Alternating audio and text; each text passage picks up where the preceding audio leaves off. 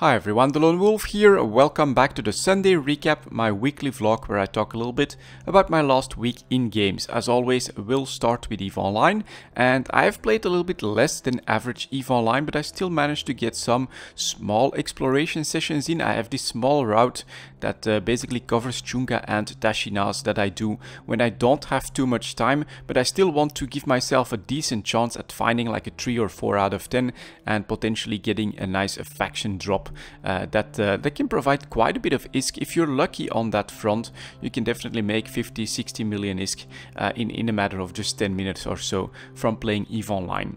Haven't really had that luck last week, so I also did a little bit of mining, and I felt like it was very cool the way people are exploring more moons at the moment and bringing more refineries online around moons. So I often see in local that people invite others to come mine on their belts so that they can also get in on the mega site, as I Hydrine, and potentially the Tech 2 stuff that can come from those moons in Dital. So the development of Dital is definitely still ongoing. People are onlining more and more refineries there, providing us with more opportunities to mine some better stuff to get more ISK per hour out of your mining efforts. Because if you can get on some of those asteroid belts that yield you Tech 2 materials, it is definitely far more efficient than any of the others in my experience so far. So that is definitely pretty damn cool, and I feel like that's basically an echo for the game at the moment. People are building up basically everywhere, I feel like. So there's lots of economic numbers coming out that especially the Imperium is still mining up a storm, creating lots of stuff for the game. I feel like this has both advantages and disadvantages. If you watched EVE Talk yesterday, you know that I came across a little bit negatively, but it's more about this is a change to the game that may not be sustainable. So I'm not negative about the current impact of the game. I'm definitely also not calling for a nerf to like hit a specific group or something like that. I mean, the Imperium is the largest and most organized group in the game. They will always have the advantage pretty much no matter what CCP does. So you should never, I think, make changes to the game aiming at nerfing a specific group of players. But my horizon was more the long-term health of the EVE Online sandbox economy.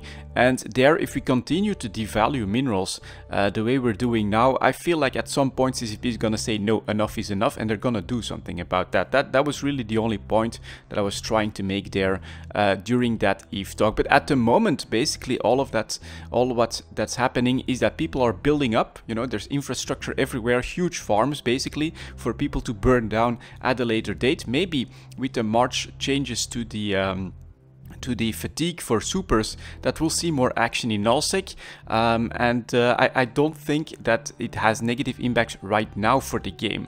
It's also keeping stuff and chips especially pretty damn cheap, so quite accessible to anyone that wants to go out in a fleet of Tech 1 ships and just wants to go and have some fun.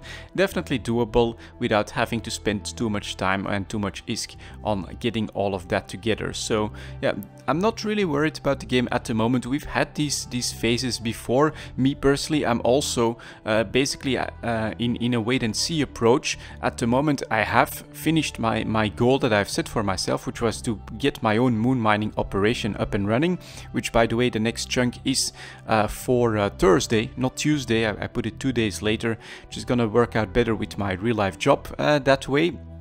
And yeah, I'm looking to set my next goal in EVE Online, but I think like many people, I am also waiting for what CCP is going to announce to be next for the game before I actually make that choice. I feel like it would be the best approach at the moment, because if, for instance, I would decide to do some more wormhole dives or something like that, but all the action is going to be completely different when it comes to all the CCP changes, then, you know, making all those plans at the moment might be a little bit of a waste. So that's basically the state for me in EVE Online. I'm in maintenance mode. I'm keeping the structure up and running. I'm doing the BPCs. I'm doing my PI. I'm doing some small exploration rounds, which is what I enjoy most. And I'm waiting a little bit for what's coming next so that I can set my next goal and decide on where to go from here in EVE Online. So I would say, yeah, looking forward to any of those announcements from CCP, and then we'll see where we go from here.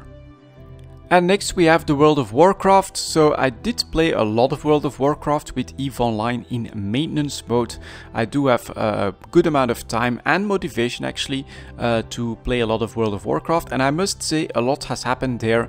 So I'm seeing most of you guys that watch the Sunday recap as some of my most loyal viewers, and as a result I really don't mind spoiling for you guys what's coming next in the World of Warcraft videos, because a lot has changed when my hunter reached level 99.5, practically level 100, and I got the invitation from King Varian to join an assault on the Broken Isles or the Broken Shore or something like that. It was basically the trigger for the World of Warcraft Legion expansion, the final expansion of the game, and that's where I felt like I had to make a little bit of a choice. Do I want to continue the hunter and basically decide on him as my Battle for Azeroth character, or do I want another option? And so I got to talking with a friend from real life who also plays the game. I also know that Daegarn plays Horde, and that friend also plays Horde, and so we came to the conclusion that it was probably a good idea to roll the character that I want for Battle for Azeroth at that point and on the same server and for the same faction as the friends that I know now still play World of Warcraft that will also be playing in Battle for Azeroth.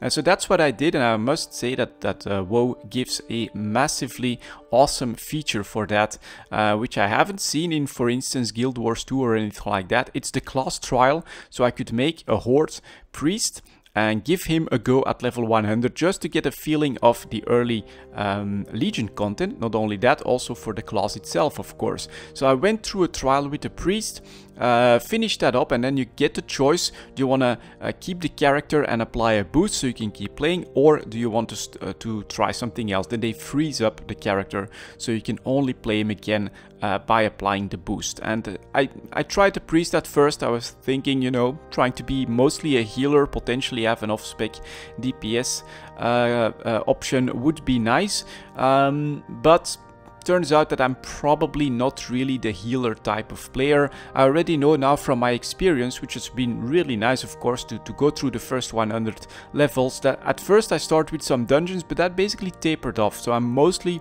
a solo player, and I'm definitely not one to take massive responsibilities in groups. So I would say no on the healer, and I decided to try another class, and I finally settled on a shaman, which has 2 DPS specs, and so I can focus on becoming a DPS class with potentially having the off spec as being healing as an option if it turns out that that's something that is needed at the time. That's basically how I'm seeing that. And so I also did a trial for the shaman. You can try, I think, all the classes if you want to, which is really awesome. A very nice feature, especially for newer players, I think, and for returning players to get to know the new abilities, the new talents and all of that stuff.